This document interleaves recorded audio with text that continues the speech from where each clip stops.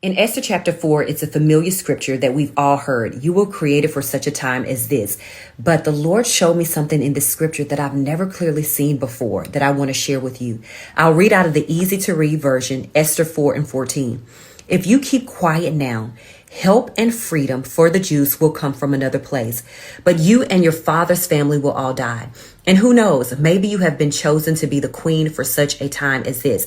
Now, at the very beginning of this scripture is where I want us to focus. If you keep quiet now, help and freedom for the Jews will come from another place. This clearly shows me that God's will be done. His kingdom will be established on earth, whether we choose to participate in it or not. So he gives each one of us an assignment in advancing his will and establishing his kingdom on earth. And we decide if we're going to participate in it or not. So in the scripture, it says, if you keep quiet, if you decide not to answer the call, if you decide not to complete the assignment that God has given you, it will still be done. Help and freedom for the Jews will come from another place. So if you choose not to do it, God's will still has to be done. So then he has to give the assignment to someone else.